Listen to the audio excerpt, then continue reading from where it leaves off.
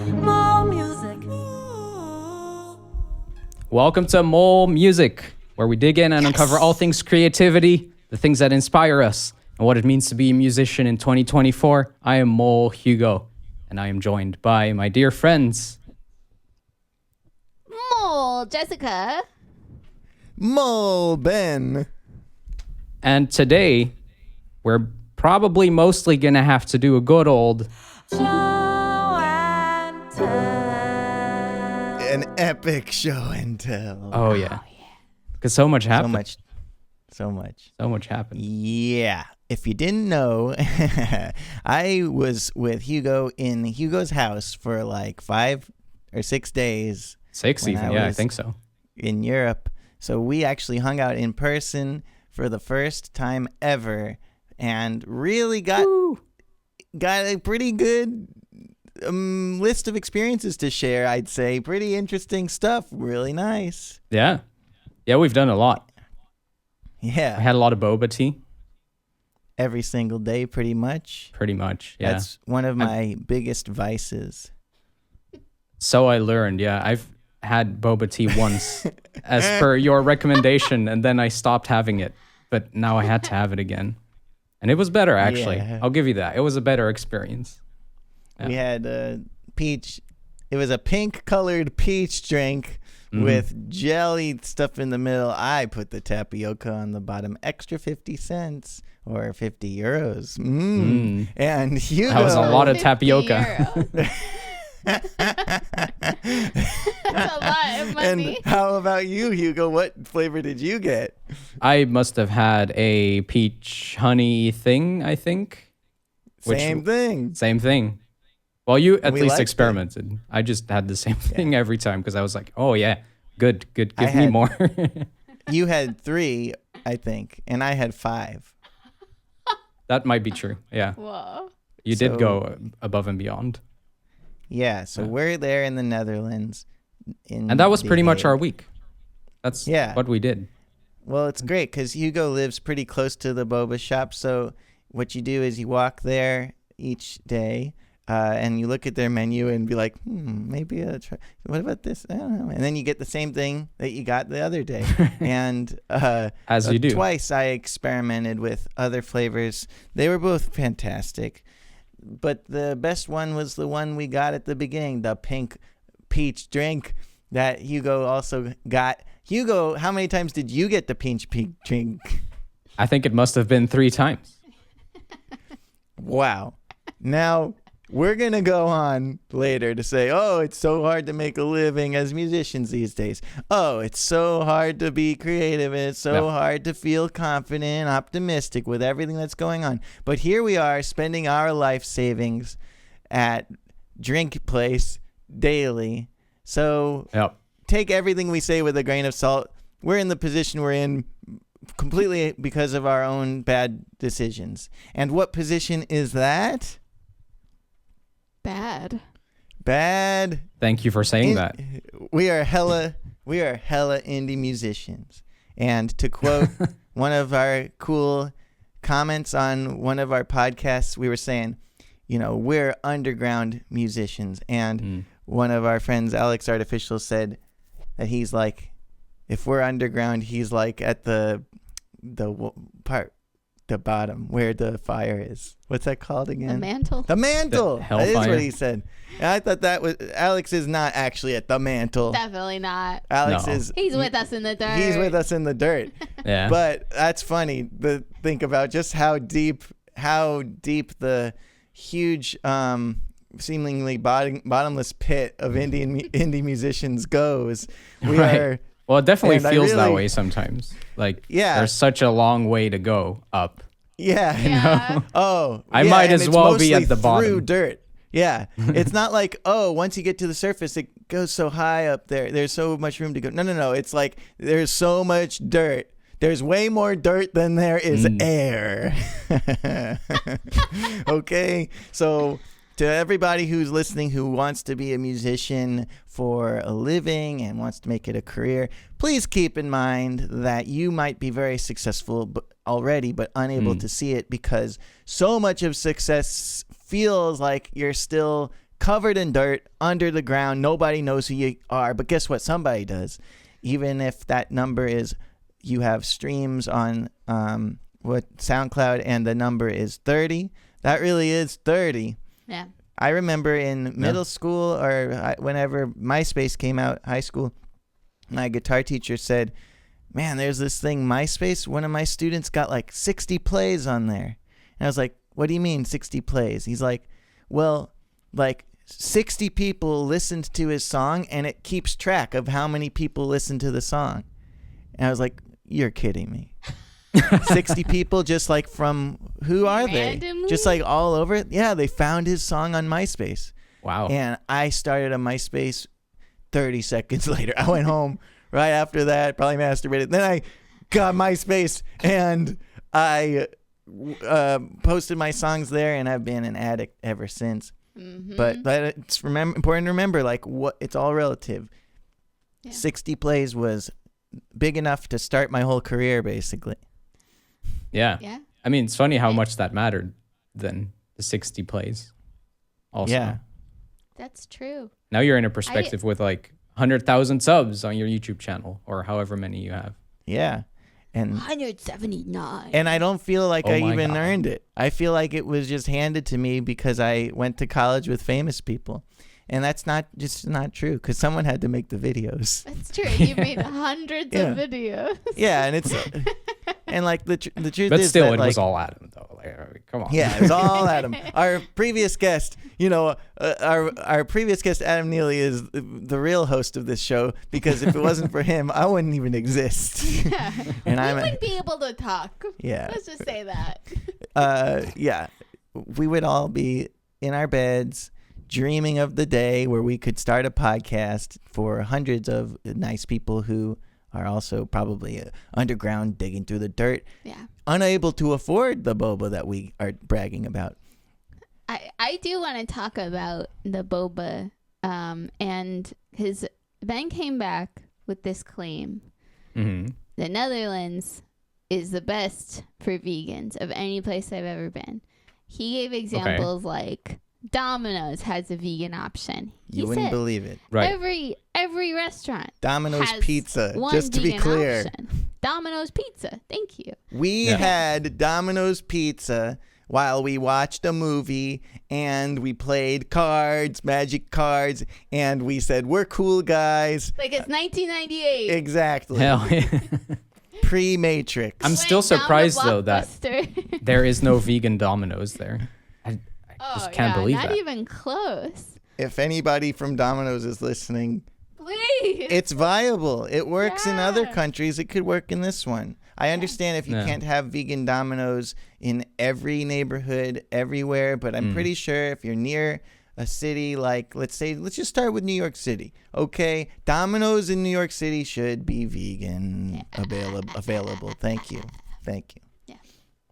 What else were you Yeah, going as to well. say? I want more examples of the food you ate that was vegan, that was good. Well, you ever been to a really legit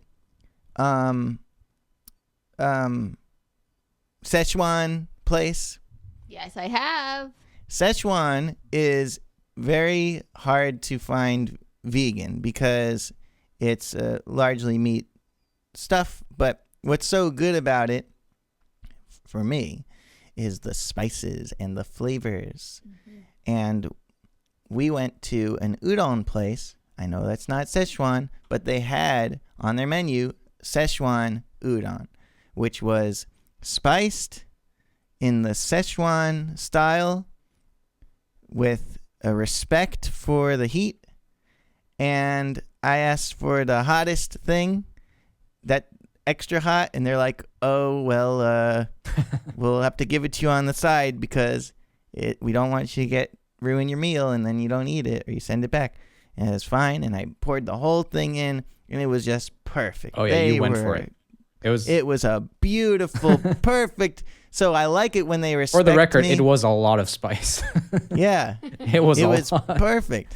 And it was vegan. Hello. And that does not normally happen. Normally, you can't get this stuff there are places in New York City, and that's about all I know for like Szechuan restaurant where I can get something for sure that's actually like really a main event thing and not a side.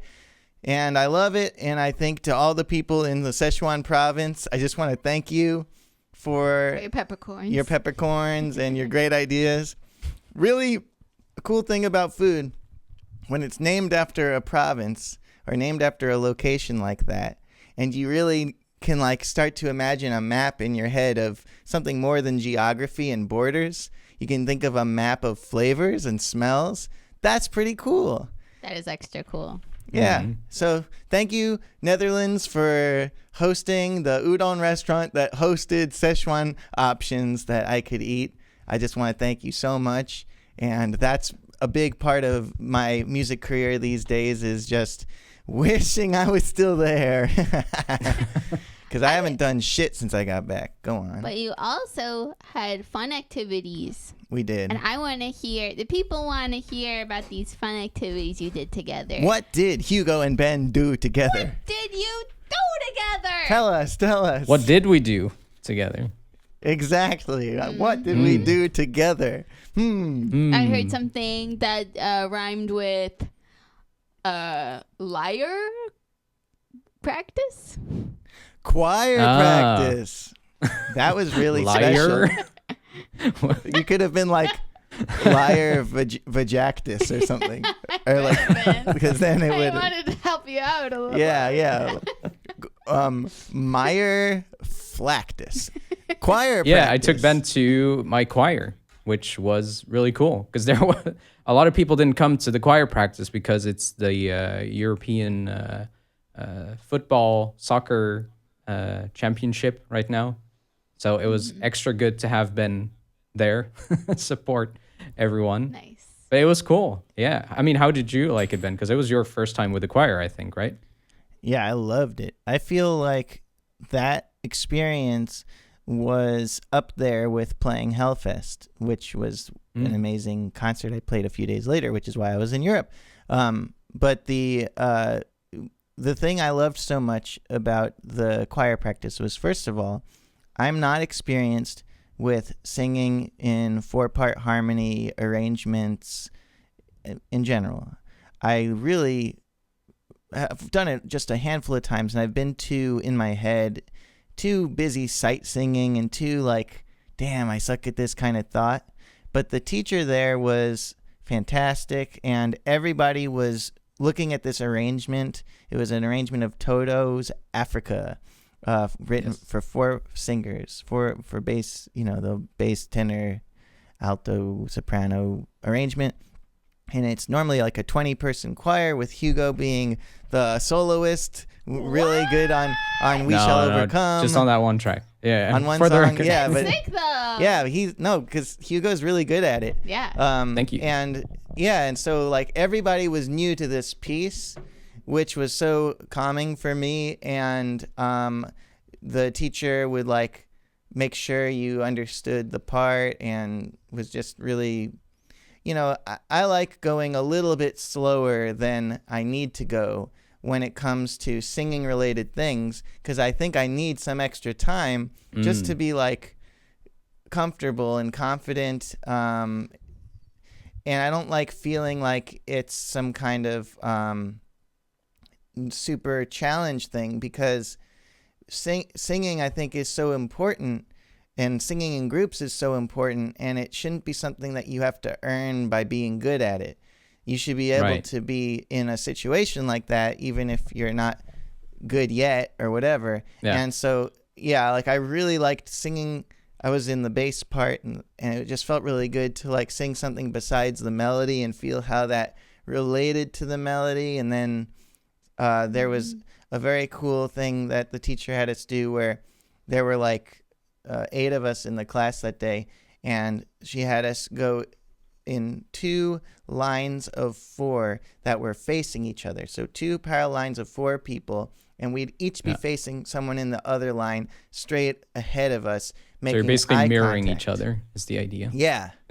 And so we're all mirrors of each other, making deep eye contact, and one person sings at a time, and the point of the exercise is to practice going down with your body as your note goes up. So one person, let's say we got line A and line B, one person from line B who's staring into the eyes of someone in line A will go down in a squat while singing like, ah, or something like that. And the person across from them in the other line will mirror their facial expression and hands and posture and just try to show them what they look like as they sing. Whoa. And so you do it, and you learn two things from it. First of all, you learn what you're moving, what you're tensing up, what your body is doing that you didn't realize you were doing. Yeah. And you might say, well, I could just do that in a mirror. But when you're seeing someone else copy you, it's true. What the teacher said is that you'll really remember it, because it really does stick in your head, because it's like you look at it fresh. When you look at yourself in the mirror, you notice all these things that are distracting. Or you don't notice anything, whatever. It's just normal. But when you see someone else doing it, it's like stuck in your mind. It sticks out more. Yeah. And the other thing is, staring into someone's eyes while you sing completely alone in a room of 9 people is scary. It's performance anxiety training, because even me, with all of my experience performing for people, and honestly, I wasn't nervous at all playing for 10,000 people a few days later. It wasn't. Oh, really? Not at all? Yeah, I wasn't nervous on that stage even a little. Oh, nice. I was definitely nervous singing while staring at this person. I didn't even know her name. And so I think it's a really good exercise. And it was a great experience. And I would definitely go back. And it makes me want to find something like that here. God bless. God bless. Nice. Do you reckon there are any choirs there? Probably.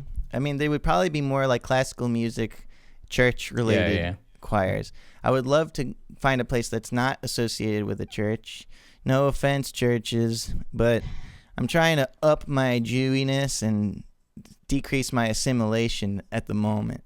I just feel like, it'd be fun to like do it in a secular environment anyway. Like, it's not like I'm looking for a Jew choir either. I just think the what you got going on over there is really nice, because you're singing fun songs, like. Right. Yeah, we sing all sorts of stuff. There's some religious songs, but it's more like, oh, we have a Christmas concert coming up, so we're gonna do 2 Christmas songs or something. Yeah. But it's an expat social choir. Beyond that, Cool. like all sorts of songs from different countries, and we mix it up. I had no idea it was intentionally expat. It's not intentionally expat, but it's a social choir, and it's English. So yeah, expats are more drawn to it probably than if it was a Dutch choir. Yeah. And what is it about the social part that Dutch people aren't social? Not at all. No, I think didn't it's talk just to a single one. I think it's just their intention of there not being a barrier in terms of how good you are as a singer. So the purpose is just to get together, sing together, have it be an experience in that sense, and you don't have to have like singing chops because, well, we want to perform at this degree, or Yeah, it was really, really sweet, because there were some people who were struggling to get their notes, and the feeling in the room wasn't like, oh my God, you didn't get your note. It was more like, here's your note. Oh, try getting it this way. Here, let me show you. You're a little high. Listen to this one. Da da da da da. Ben, will you sing it? Or Hugo. Or like, I think that happened once where I sang a note or something. Yeah. Anyway, it was just very nice the way that people who weren't getting the note, it's easy to think they'll never get the note. Like, if they can't just get the note, they'll never get the note. But then they did get the note, because there's an adjustment that happens in your brain, and you learn to do that faster and faster and faster. It's called learning, and we all do it. There's nothing wrong with learning, except when you're learning propaganda to fund a militia that runs on candy and is trying to get a hospital full of people who just shouldn't eat any more sweets, getting them lollipops, sneaking them lollipops, and putting Kool-Aid in their IV. And you gotta stay away from that. No. I didn't make it up. Don't get mad at the messenger. You should actually pay the messenger. Actually, yeah, you should. Patreon.com Right? /music. If you go in the comments right now and Venmo me, I will probably give it a like. I'll thumbs up your comment. Maybe pin it. Venmo me, I'll pin it. Venmo me, I'll pin it. What is that saying? All right, it's Venmo nice. me, I'll pin it. There it is. Yeah. Oh, yeah. I've heard of that now. I just said that. Yeah. You said it? Or no, Hugo said it. I'm heard Hugo. I Hugo said that say before. it. Yeah.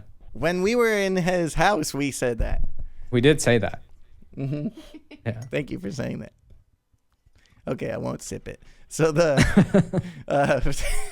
sip it. That's what I tell him. I Don't. sipped some water with a ginger ale in it. Watered down my ginger God. ale. Anyway, Unbelievable. another activity we did was We played Magic the Gathering. The Gathering. Hell it yeah. was fun. Like we're back in the Played 90s. a lot. We did a fun thing. We with did that a where- draft. Yeah. So we bought a couple packs, like 3 per person, I think it is. Mhm. And then put it all together. You make a stack and you take turns drawing cards. And you decide, do I want this card? I don't know. And then you either put it back or you take it. And then little by little, you have a stack and you can make a deck out of it. Yay. And then you it's fight. just like it really is just like when you're picking who's going to be on your team in sports. You're like you, and then by the end, all you have is the chaff. Right? That's like a terrible thing to say. There's like weeding out the what is it from the chaff? What's the saying? It's about agriculture. Cream? Cream from the chaff. I don't know. That Yes. doesn't sound right. But yeah, like eventually you end up with just the cards that are like the equivalent of me at sports. For instance, cards that cost a ton of land that you didn't even have for your deck's color. That's bad. Let's listen up, people. Listen up. You pay for this podcast for a good reason because you're going to learn yourself. Now be humble and sit down and let me speak. Get yourself some magic advice from Ben. If you are running a blue deck and all that's left is a bunch of not blue, giant, expensive cards, that's the chaff.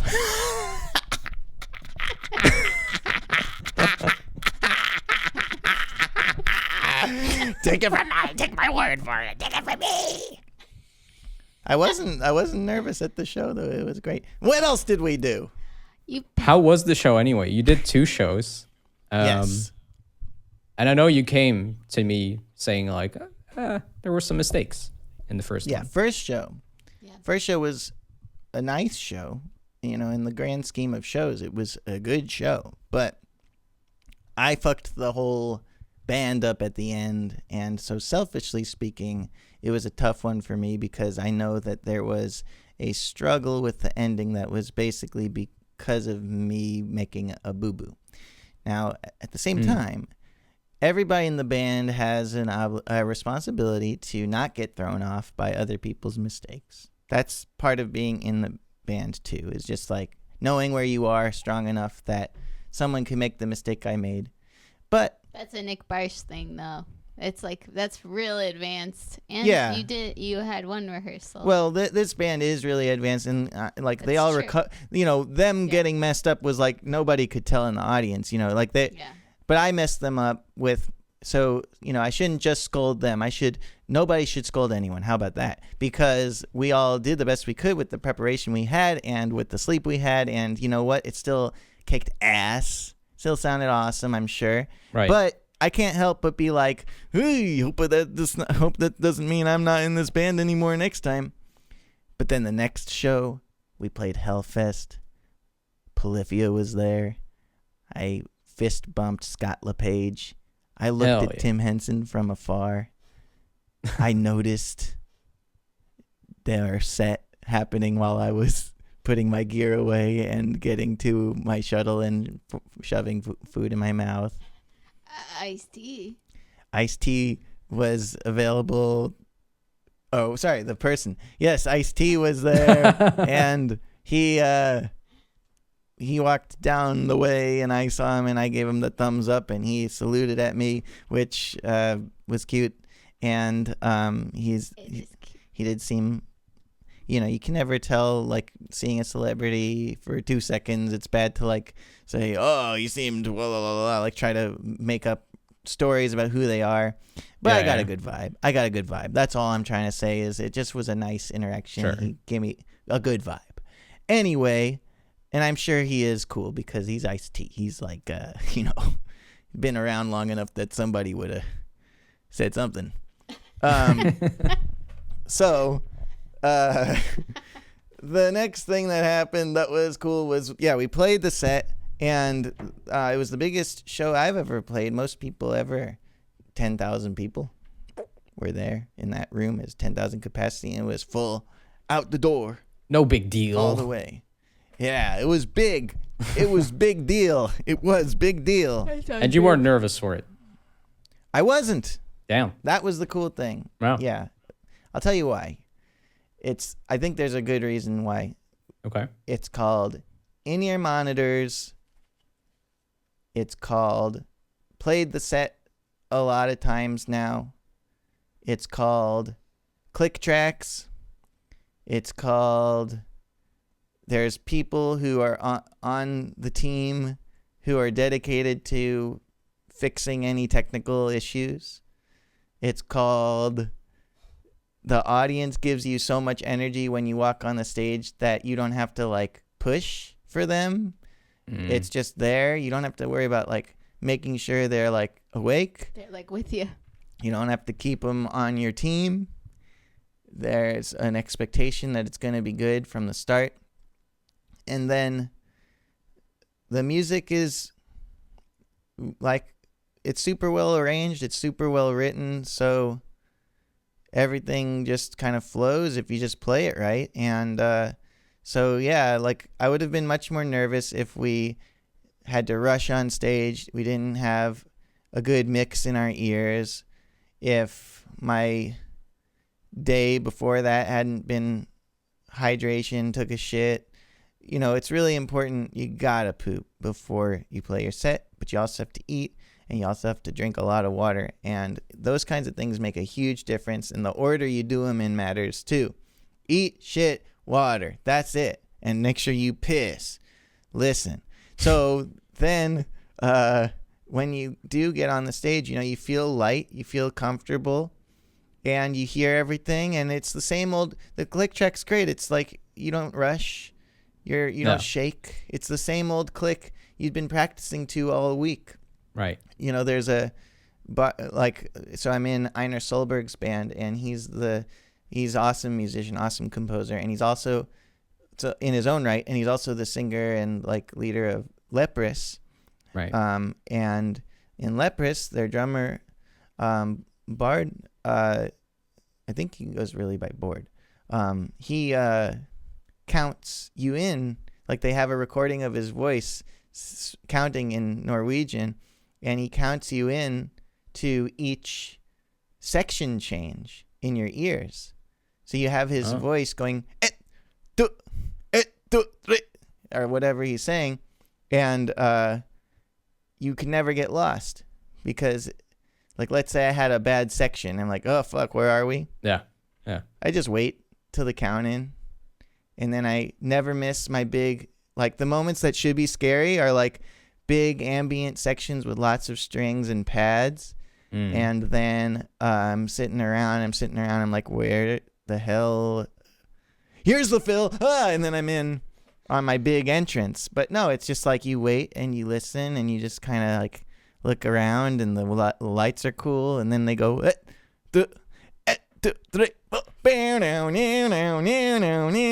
it's just like that. So all that added up to not nervous. We played super well. It's one of my favorite shows so far. And Nice. Yay. That's awesome. yeah, I think the trip in general was great. One thing that was so cool about hanging out at Hugo's place was that we got along really well the whole time. That's Even true. with how long it was. Yeah. It was long, so it was definitely like, shit, what if we don't get along? Yeah.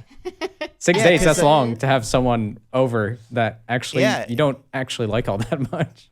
You have a exactly, like you have a nice sized apartment. It's definitely not what I'd call a small apartment, but it's still an apartment nonetheless. Yeah. And I'm there taking up all this space that a person normally wouldn't be, and I didn't feel like I was, a tumor in the flesh of your life. And Definitely not. Yeah, and each day we'd wake up and be like, "Let's have a great day." Yeah. Yeah. Yeah, we cooked meals. Hugo's good at cooking. Cook And meals, has cool we kick butt. recipes. Yeah, we visited Elliot in Amsterdam, Elliot Klein, and Yep. had a wonderful time. And We painted.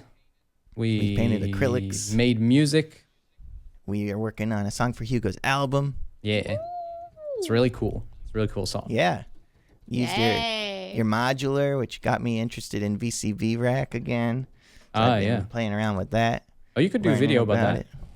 Yeah, someday. Yeah, I will probably. I'll have to get past the part where I'm doing the things that everyone else does and get to like using them in my own workflow, and then I'll have things to say. And that's the thing. That's where I'm at now. Is I got to make videos again. I'm back on the horse or with the horse. I don't want to ride the horse. I want to stand with the horse and get its wisdom. The horse will speak to me, and I will make YouTube videos based on hay and dung and running and wind. Jessica, what the hell? So, Hugo, what else? Jessica, what the hell have you been up to? Hey, Hugo, my name's Ben. Welcome to Molecast. Claude, Clune. What about mold, Jessica? Well, That's what I want to know. Okay, I got a lot going on. That's true. This past week I finished a grant application and submitted it. That's just like a Rhode Island grant, and Nice. the winners were very intimidating last year, so I was like, "Uh-oh, I probably won't get this." But I'm like, Why were they intimidating? they're intimidating because of their awards and experience. How fancy they are. And their bios are like, they have like a certain NPR quality to them where it's very, very polished. Their philosophy on their art and how it relates to nature and how, mostly that stuff. And it's also they all are in different mediums than I'm in, so it's like kind of hard to compare like people who've like had a lot of awards for visual art and have a lot of years of experience. It just is like, it seems fancier than the kinds of things you get with music. But is it a mixed art thing? Yeah. Or not just musicians applying for it, or? Correct. Yeah, it's any artists of any kind. What do you think are some reasons why you are fancy, though? Well, I played over 350 shows in like 11 countries, and I've been written up in Bass Player magazine, and my album was nominated for Rock Album of the Year, and things like that. That's great. That's cool stuff. I forget I'm fancy. That's and pretty I forget fancy. that I was in a very fancy band. If you were rich, you'd know you're fancy. And then you wouldn't need the grant. That's the irony. How successful do you need to be for them to give you money? It's kind of ironic. Yeah. It's like you have to prove that you can do everything that you need to do. Without their help, and then really help. Yeah. Yeah. It'd be cool if there was a grant where it's like they pay the wage of somebody to join your team for a limited amount of time. Because then I feel like you'd have a fire under your ass. You'd be like, wow, I got to take advantage of this time. This editor, video editor is just there. Wow. Like getting a weekly stipend or whatever, paid. Specifically a video editor. Like even video editor, plus they also film, like they could film your process and like help you with social media in like ways that most people just like don't know how to do. Yep. That would be really like a modern like a way to help people. Yeah. That And would it'd be worth a fun a lot. job to be the person that works for the grant organization who's like I'm granted to you now. So every 6 months they're working for another cool person. That'd be a really cool job. Yeah. Yeah. Just like boosting people and helping them. Yeah. I like both sides of that. But okay, so I did that grant. I right before Ben left 2 weeks ago, we filmed a Justice Cow, My Dad Died live at Big Nice Studio performance where we did 7 of the 10 songs live with Ben, my drummer Matt, my bass player harmony Kate. We had Josh Friedman. We had Tyler. Kyan. And me. Or Brash. Tyler is Brash. Jessica's brother. That's my brother. Yeah. He plays saxophone very good. Yeah. And it went really well. We finished 3 hours early. Oh wow. It was crazy.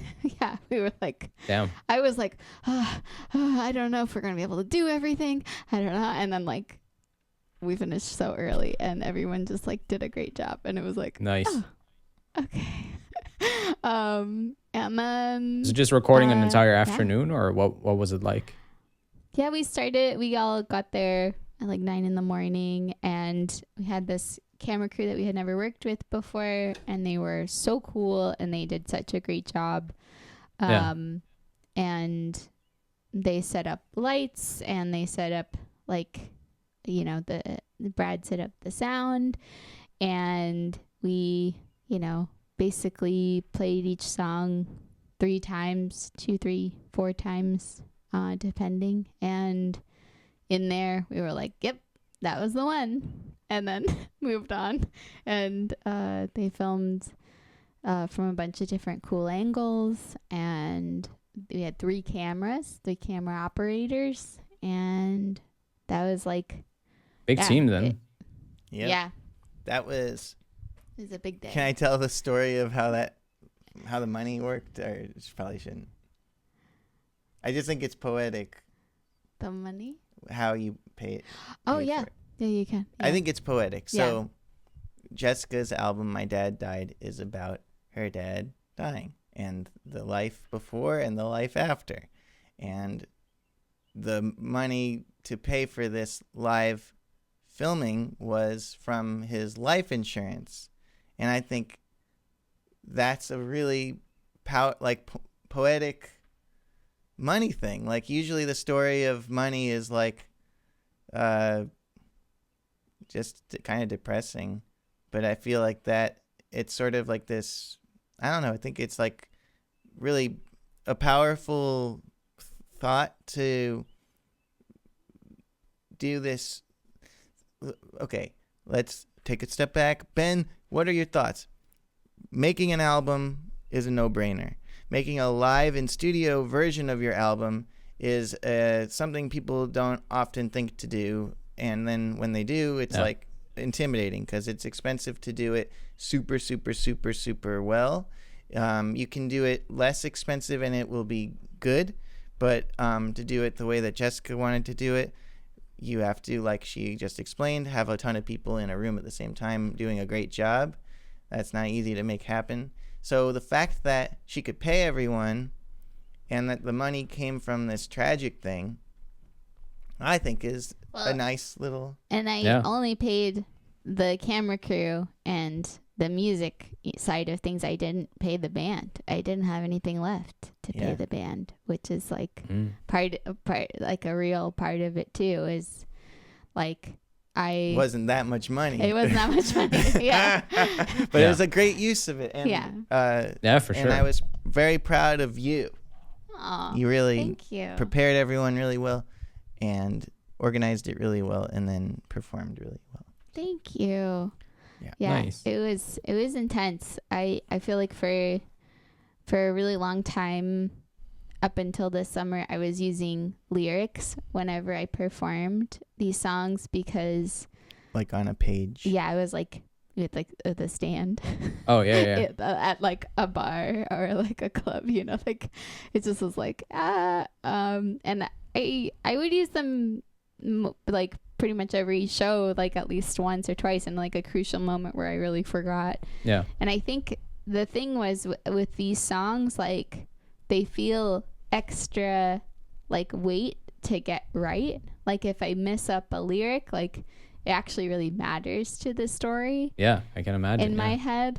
So I think that was why. And with like the support of the new band, I was like talking to them about this a lot, and they just were like, you can totally do it. You could do it. And then we did our first show and I didn't use lyrics. And then for this filming, I didn't use lyrics. And I think I'm finally, I don't know how long ago I could have not used lyrics, but I feel like I finally can perform this music just from my mind. And that nice. I think for a long time it was like a comfort blanket thing where it was just like a safety net. And now I'm like, I can just be it. Well, you were also putting yourself out there so hard because you were playing solo after years of being in a 6-piece band that could make any room shut up. Yeah. Like the second we started playing, we like designed our set to silence apathetic crowds, basically. We did.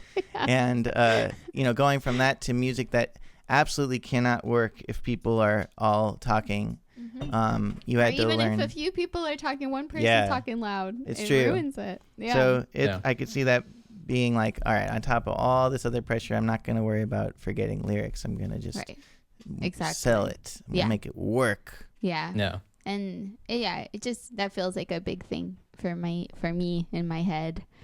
And yeah, okay, I got some other stuff. It's so cool you did that though. I know. Yeah. I'm so psyched. And we got some photos. What's the plan for the recordings? Like, are you putting it on your YouTube channel? And yeah, so I think the plan is I'll release each song as its own video, minus I'll have 2 that are paired for one video. So it'll be like 5 songs that are individual and then one that's 2 songs. Mm-hmm. And then I think I'm gonna do a release of the live version on Spotify too. Nice. Okay. Oh, good idea. Cool. Yeah. Yeah. That's a good idea. Thanks. I didn't think you were gonna do that. Yeah, I don't. Why not? Yeah, why not? And the arrangements are different. They are. The harmonies are some cool. of them are really different. Yeah, it's a good idea. It's very exciting. So, yeah, and I wanna make sure everyone who was a part of it feels like they have something to show for it in like different places. But okay, so I got all that, and then I filmed a music video recently with my friend Ryan, where I don't know if I talked about it last time, but we used like an overhead projector and like a petri dish and put some like colors in it and projected that onto our faces, and it looks very cool. So plus prisms in front of the lens. Oh my goodness, that's a good trick. Take a prism right in front of the lens and shake it. Glass prisms. Oh my god, it's very, very cool. Refraction, reflection, refraction. This light doesn't even know where it's supposed to go no more. Is that me or is that me? You know what I mean? Am I which one? Right. Exactly. Which one? It's awesome. So I worked on that. I'm this month I'm finishing an old video I shot with Kate, and I'm finishing my Sufjan Stevens video too. I got so many more recordings and video for that. I have like 3 extra singers, and Tyler, my brother, playing saxophone, like alto saxophone, tenor saxophone, soprano saxophone, flute, trumpet on my new Sufjan song. And so I was like, this is too much effort. And then I asked Brad if he'd be down to also mix that so I can release that as a real song. Is that part of what was in our payment? Yes. Okay, good. Because we had a big bill from Brad. Let me tell you, we had a big bill from Brad. Biggest bill yet. Yeah. I had my whole album, album recording, my whole album mixing. Yes. And then that took a while because that was complicated. And then, and then my live thing, and then this. Wow. Yeah. Big bill from Brad. Yeah. And I'm finally like, oh my God, I I have all these people as part of the Sufjan video. Now it's like, it's really, really strong. I gotta finish it. Got a lot of momentum there. And a sleeping bag packed with bacon. Exactly. Overflowing. And burst. then I think there's more. I've been working a lot on artist EPK, electronic press kit, with my drummer Matt. I thought it was Eastern European Pizza Kitchen. European Pizza Kitchen. Okay, go on. EPK, press kit with Matt. At least it's vegan, though. Yeah. It is. Not like that sleeping bag. You. Yeah. And so, yeah, we're working on that. We're working on, like, you know, like, what do you dang even put in here? Oh, you put in press codes? Oh, I actually have been written up by a bunch of different people. Let me collect that. Also, I was like, I don't have that many quotes. What if I go to, like, the Adam Neely Ugly Lydian video and listen to what people say in response, their reactions, their live reactions to my song, and then I included those. And that Music as Wind says that was awesome. It'll work. It's funny. Work. Well, they're real provable quotes in a public forum. Yep. Knowingly recorded. That's very legit. It's a good idea. If you're ever in a reaction video. Oh, that's really funny. Yeah. I wouldn't have thought of that. But says, whoa. I guess that's legit. It's legit. Yeah, I had to kind of like go around the norm because I haven't been written up by fancy publications as Justice Cow. Yet you've done fancy things. Yes. And I want to say, like, that it's a common, you might be hearing everything Jessica's doing and be like, fuck, yeah, that's way fancier than anything I'm doing. And that's what Jessica was just thinking about, the other people who applied for the grant. And that's what I think we all can get into a loop where we think everybody's doing more than us. Yeah.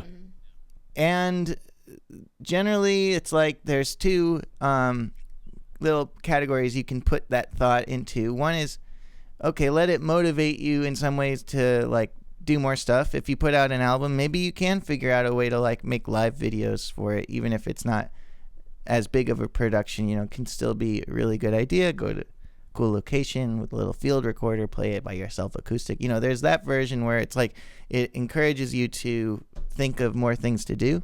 Yeah. Just like Jessica thought, okay, I don't have the quotes, but you know what? I do have the quotes if I look in this different way. But the other thing you can do is try to not forget anything you have done. It's so hard.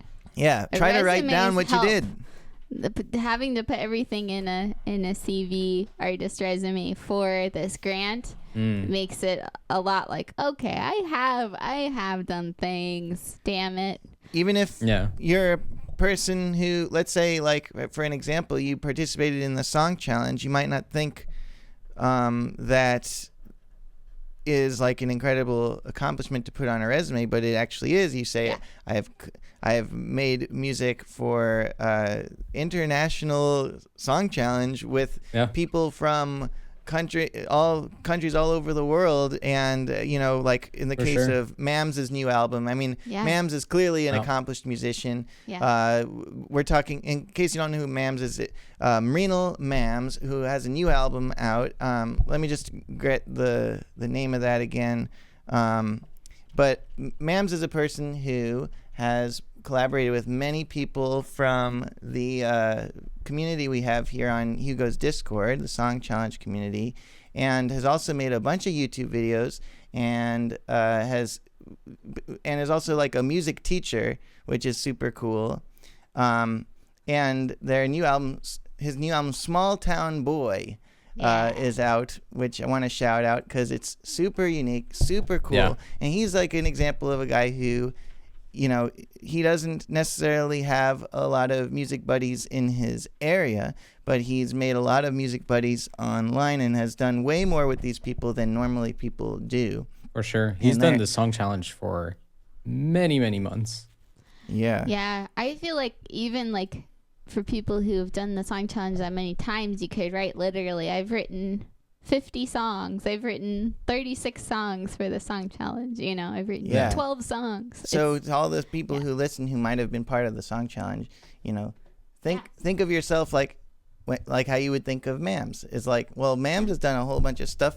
Yeah. And think about what kinds of things have I done like Mams? Because a lot of the people in the song community challenge. You got to kind of put your reporter cap on and think about it Exactly. from different perspective. Like, how can I frame this to like tell people that I actually did this really cool thing for so long? Yeah. That's right. We want to shout out Marina Mams. Yeah. Thank you Absolutely. for your participation and Definitely. congratulations on your new album. Yay. Yeah, that's awesome. Cowboy. So what else? Okay. So What else? Okay. Look how much so- she's done. Yeah. Well, when I'm gone, I don't like my shadow doesn't kill her light, you know? Oh no. What? That's of course I kill your light. I'm a toxic man. No. Yes, it's a bad relationship. No. What do? I say, you can't do anything. What do I say? Every day I say that. I wake you up. I'm like, shake you up. Like, you should have been awake 2 hours ago. Every day I start like that. Okay, I guess you do. Yeah. So okay. Preach. I want to shout out Matt Freak for helping me, my drummer in my band, for helping me with the EPK stuff. I also want to shout out Michael Robertson for helping me update my website. We gotta look at this. Go to Justice Cow Music. No, JusticeCow.com. I think is it music? I think it's just Justice. JusticeCow.com. No, I could see you owning JusticeCow.com. You forgot your own And website. Go down to the news. No. Go down to the very bottom and look at the newsletter, and you will find the words, "Get my Milky." Sign up to get the latest updates. So you just so we got a good website going. Yeah, Nice. And then the big news is not totally like confirmed yet, but is I was asked to be a co-facilitator of a songwriting workshop at Brown University in the fall. Fancy college. Oh, nice. Yeah, it's like a once a week Congrats. class. Thank you. And I'm so excited. That's I awesome. can't wait. Yeah, I'm freaking out. Fancy title. I taught at Brown. That can go on your next Yeah. application. Exactly. Jessica's so accomplished, living in my shadow. I gotta bring it back to me. See, this is part of my narcissism. Unbelievable. Yeah. I'm gonna break your spirit one of these days. That's that triggering bit where I pretend to be like many people actually are. Yeah. Shake hands, please. Show them that we're cool. We're getting along. See, we don't fight. It works out sometimes. It's fine. Do you have anything else? Those are all the things. I think that's a We're damn happy lot. for Well you. done. Thank you. Great I have job. a lot of work ahead of me. That's cool. Keep it up. Sounds like you've been going at it though. Also, Oh yeah. that's awesome. A lot of My videos summer in the is pipeline. popping off. What's that? A lot of videos in the pipeline. Definitely. Yeah. That's A lot of exciting. them. Yeah. And they're all cool. I'm making my way. I hope you Yes. become 10 times more successful so I don't have to do YouTube with the algorithm in mind. I can go back to being unhinged. I would love to be able to like support our family that much so Yeah. that you could do I can that. just go back to So being that Ben could be a more freak. unhinged. Yeah, please join my Patreon so Ben can be unhinged. Yeah. Justice Cow is the key to me being free. Wow. I'm curious for Hugo. Mm-hmm. Now that it's been about a week or so since we hung out for a Yes. week or so, what are some of your takeaways? Because we did a lot of artsy stuff and Yeah. we had a really relaxing week. It was very different from normal life. Very true. Yep. Yeah. What do you think? What's What do on I your think mind? about the week? About And how what that did went? it lead you to thinking, or like, yeah, what are some takeaways? Anything? So something that really stuck out to me is that how in the moment I was working with you and how there was always this back and forth of ideas and kind of pushing each other a little bit out of the comfort zone also. And then when you were gone, it was so easy to look at the phone again. I was like, oh, I guess I'll check Instagram for a sec. There's no one to push me right now, so I can do that. And I noticed how bad that actually is for me when I'm trying to do Nice. stuff. Good So- to know. Yeah. I deleted Instagram and Discord off my phone again. I was like, this is gotta go. This is not good. I'm glad that you were able to get outside of your pattern and see it. Yeah. Yeah. Yeah, it was really helpful in that sense. And I think it encouraged me on the album a bit, see it from a different perspective and try some more new things in that light. Like we've been talking a lot about vocal delivery and stuff. So that's a cool story. Do you want to? Yeah, so I wrote a song that I showed Ben, and I mentioned specifically that I struggled with vocal expression on it because I thought it was very much always in the same tone and not very varied. And Ben had an idea of me singing maybe in a more whispery, a little bit moaning tone of voice and pushed me to do that kind of stuff. And that turned out to be a really nice recording that, well, I guess we won't share it because that'll spoil the fun of the album. Yeah. But I can't wait. Oh man. It turned out really nice. And it's exciting stuff like that to keep exploring with, and kind of gave me a bit more permission to do that, I suppose. Hugo has this very cool, you can sort of see it on the top left of the screen there, of Hugo's screen, or maybe you can't see it the way it's cropped in the podcast, but Hugo's got this wall of essentially freaks, people like David Bowie and David Lynch and David Duchovny and David Davidson and David. No, I'm just kidding. But David it's the Bowie, wall of David Davids. Lynch, Trent Reznor, David Reznor, Björk. David and just Björk, and just like all these cool artists who they are all pretty different, but they have, like Jimi Hendrix is there. They have something in common, which is they broke the mold. No. They are super iconic, but they could just have easily been the targets of bullying. They could have just have easily been the people that the status quo wants to squash and keep from, shining so bright. But somehow things worked out so that they could become, icons. And you're looking at that, and then you're looking at Hugo, and then you're looking at Hugo's books, and you're looking at Hugo all week, and you're like, oh, fuck, Hugo, you're a freak too. And it makes perfect sense why you love all those people. And you can definitely be like Shushu and all these folks who have affectations when they sing. They explore their voice like an instrument. And they explore the timbre and the delivery in a super open, I'm not me, I'm anything kind of way. The walls of flesh are over. We're in machines. Our spirit's going into the ones and zeros and the mechanical shit that you got in the corner there, the modular stuff. And so when you started singing that way, it was so natural, I felt, for you.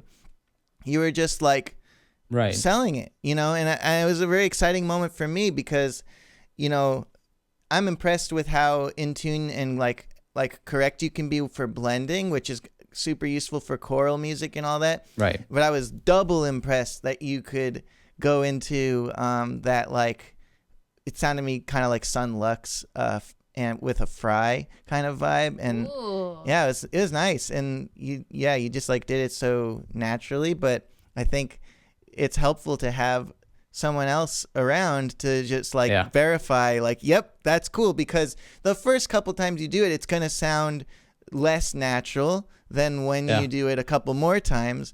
Yeah. And then eventually it's just one of your ways that you sing stuff. In the choir practice, my voice cracked at one point. Yeah. And everybody except Hugo and the teacher laughed because they're not used to cracking their voice in front of people. It's what's that called? Projection. Mm-hmm. But I'm so used to cracking my voice because that's part of my style. You do it by design, yeah. Yeah. In that moment, I wasn't trying to crack my voice, but that's just how I find notes. I'm whatever. I'll do that. I'll see, can I sing this note in my chest? Where am I at right now? Whatever. And it was just kind of interesting how these things in your voice that are wrong or whatever can easily be used as tools, and you just have to get more and more used to doing that for them to just feel normal. And so Hugo, I think you could do all kinds of really batshit stuff with your voice, and it would work for your style. Yay! Thank you. I'm excited to explore them. I think falsetto is a good example for people that may be listening of an area that's usually scary for people to sing in because it's so little boy voice. Yeah. But actually, it's a really cool area of your voice. And, Yeah. you know, you can do really, really cool sounds with it. I mean, listen to Radiohead. Yeah. That whole band is just little boys. Yeah. I even heard Tom York talking about like singing really high up for the first time, feeling really uncomfortable. Like he's like, this is really like feminine side of me that feels really like awkward and uncomfortable, and like I don't know how it's gonna go, and like if like it feels like really vulnerable. And it's just like that's Radiohead saying that, you know. It's like I think there's something like potent about vulnerability where if you explore it in yourself, then in the music it can like help others, you know. It can like be part of like the communal, like, yes, we're all going to weird places. Yep. Permission granted. It could be granting permission. Yeah. I just realized when you said feminine that the number 9 is in there. So you could, like the N-I-N-E. So you could have a band called F-E-M-I and then the number 9. And it's feminine, but like it's pronounced feminine, but it's spelled F-E-M-I 9. I'd be kind of interesting for a couple seconds. Yeah. Merchable. It's merchable. Very merchable. It's merchable. Yeah. Feel free to use it. Yeah. You'll take a cut, though. That's Yeah, of course. I mean, the NFT for this episode will take care of that. Imagine the podcast backlash. Our whole podcast is on the blockchain now. This is our greatest announcement so far. Yeah. We don't have merch yet, but we're on the blockchain. We waited till like 1 hour into the episode to announce this huge thing that took so much work. Yeah. That was like the hardest thing we've ever figured out, but it's going to pay off a lot. When you start selling episodes of the podcast that you bought already, you're going to get rich, and we're going to get rich from your rich. Hell yeah. That's good stuff. Yeah. All right. Any other takeaways there, Hugo? No, I'm going to leave a final one to you. What's your takeaway from your entire trip? I want to think of myself more in terms of the sounds I make and the musical sounds rather than I want to think of myself as a musician more than a teacher, than a YouTuber. Mm-hmm. I think, I just am not a YouTuber. I don't have any YouTube channels that I look up to that I'm like, man, they're like so exactly what I wish I was doing. There's obviously tons of great YouTube channels, but every single one of the great YouTube channels is playing the game. They're all falling in line. And everybody falls in line. Name me a channel that doesn't, that also generates enough revenue to support a family, and I will be excited to see that. But everybody seems to fall in line where it's like the thumbnail title game's got to be on point, and it's not expressive, it's functional, it's specific. The videos have to have a certain feel. The call to action's got to be a certain way, and there's tons of individualism within those parameters, but there's no one's really pushing the medium right now that I've seen. And I know there's like some vloggers who are super artsy, but there's still Casey Neistat upgrade. It all still feels derivative in not a bad way, but in just a way where it's like hard for me to be inspired. And I myself am being derivative. I'm being derivative of myself sometimes, and I'm falling in line. I'm conforming. I'm like saying, and that's not always bad to do. And in my case, it's been very practical and helpful. I'd rather do it than what I was doing before. But I've just been like, okay, I'm going to do this right. I'm going to do this the way everyone says you're supposed to do it if you want to make your YouTube channel work. Yeah. And, I'm not seeing like wild amounts of success from it. I think if I was like blowing my shit up and I was like, whoa, my income situation changed a lot and like it was just crazy, then I would be like, all right, so the amount I'm conforming is functionally necessary for this very good result. Mm-hmm. But instead, everything's medium. I'm getting like a bit more success financially. Yeah. But I'm putting in a ton more time and I'm making videos that I really like. I do. And I like all of them. But they're not like my art. I feel like I'm just fitting my art in somewhere. And I used to do full on art all the time, but looking back is kind of there's no going back. No one can go back. There's no going back to anything it's never been possible, but especially now. You cannot go and say, what worked for me before, I'm going to do that again. No, right. It just won't work anymore. People are doing this in every single corner of the arts. They're all rethinking, figuring out something new. I want to find something new. And one of the leading tenets, I think, will be like, I first and foremost am making cool sounds. Like that is still it. Yeah. I make the music. I love making the visual art. And maybe I need to get even more serious about the visual art for it to feel like it's not just like a convenient editing trick. Mm-hmm. There are versions of my artistic journey that I feel nostalgia towards, and there's no way I can do that again. It just won't.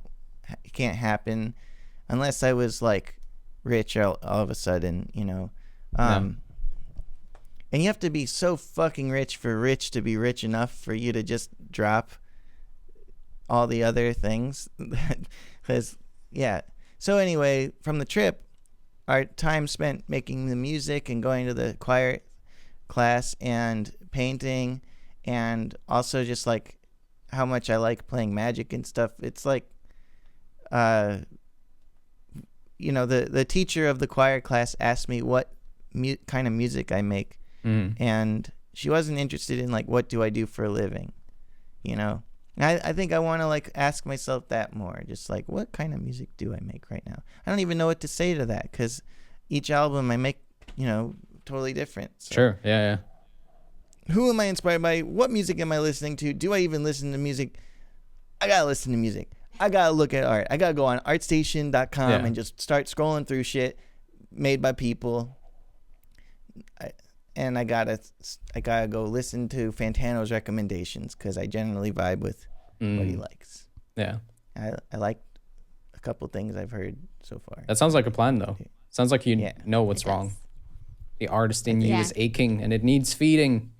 Yes. Yeah. You need to fuel It's it. hungry. Yeah. I kind of wish I had a day job that was for all the time that YouTube's taking. I wish I could have the nice, like, I'm working at home and either my boss is someone I really think is like super good, or I'm my own boss, but it like, I just, whatever. Every grass is always greener. Many people would love to be in my position where I'm deciding what I do, but it's like sometimes you want the answers to just sort of, you want a path, you want to just like, this week we're making a video about this pedal, because it'd be cool if I worked for like, I would like to work for, I don't know, Reaper or Ableton or, just like some kind of, I know Cocos doesn't probably have employees really like, but work for Blender, work for some thing I like. Working for yourself gets hard when the world is changing so much, but I don't know. You can understand what I'm saying, even though I'm saying too much. I get it. I get it for sure. Makes total sense. Yeah. Yeah. Cool. Well, that's the end. On we go. All right. Well, back down in the everybody. mud we dive. We going back in. yazıyorum.